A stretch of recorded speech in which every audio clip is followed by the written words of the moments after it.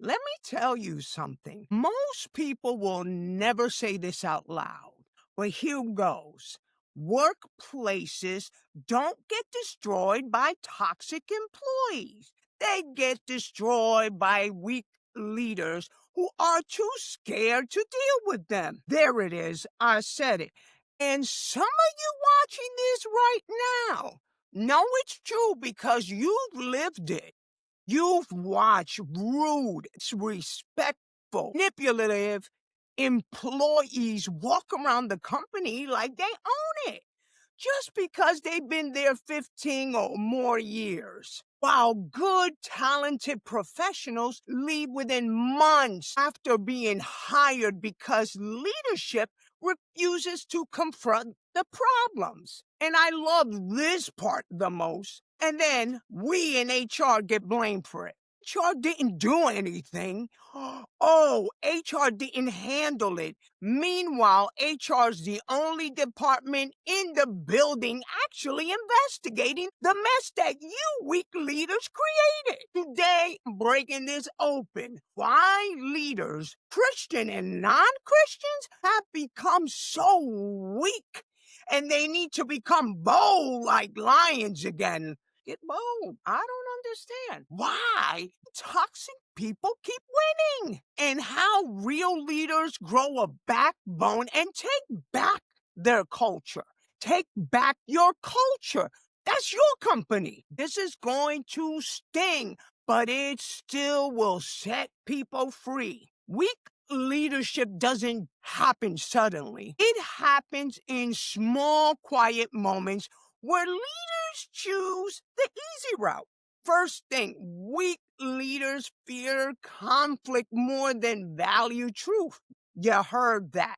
They pretend they didn't hear the disrespect.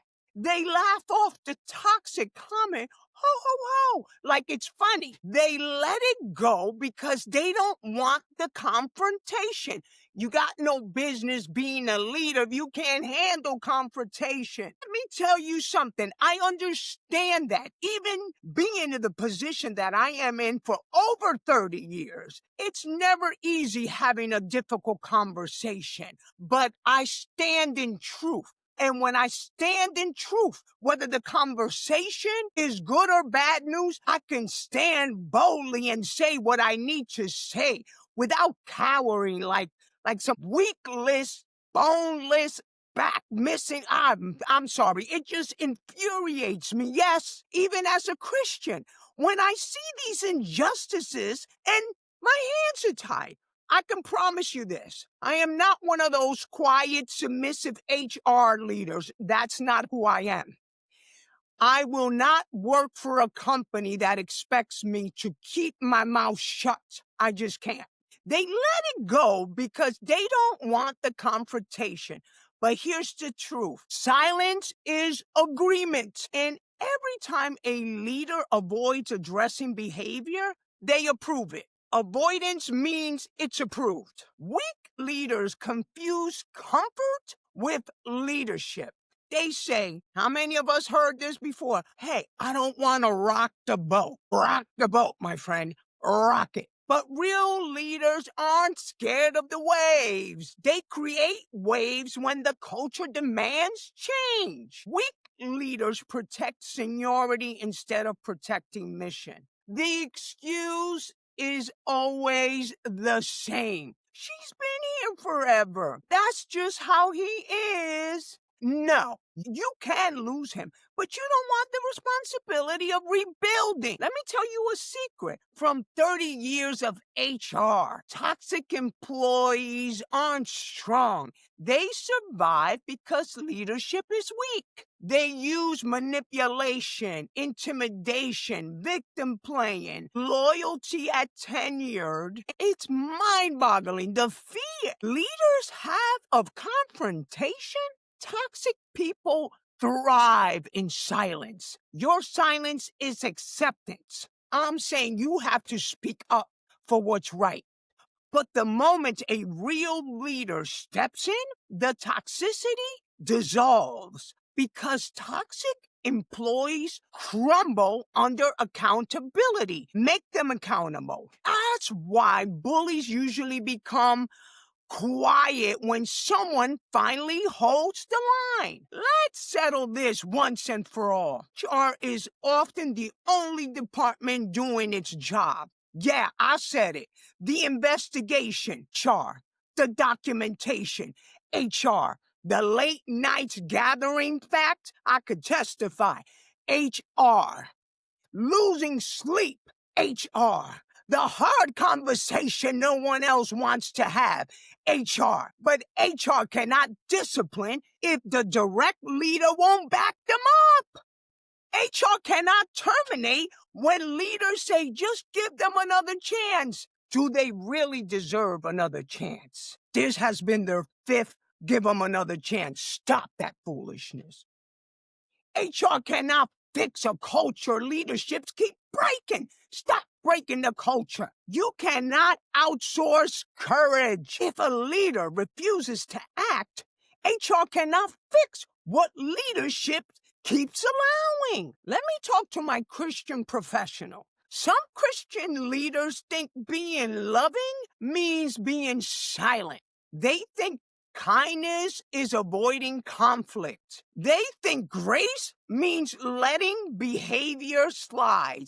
But let me give you one verse that destroys that lie. The righteous are bold like lions. Proverbs 28:1. You cannot be bold and passive. You cannot be a lion and a doormat. You cannot honor God while protecting toxic injustice. Jesus was loving. Oh, yes, he was. But he also confronted hypocrisy. He hated hypocrisy. That is why I despise hypocrisy. Personal work, I don't partake. I don't like it, and I will refuse to work in an environment like that.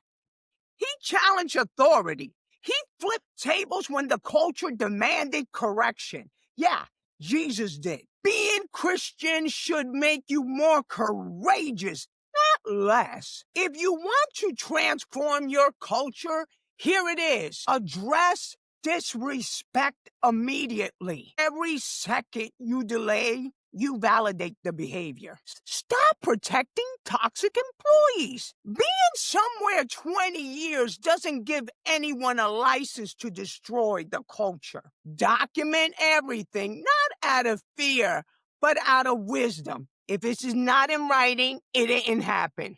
Partner with HR. Don't fight them. Good HR is your ally, not your enemy. Pray for courage because leadership is spiritual and God will always give strength to those who stand in truth.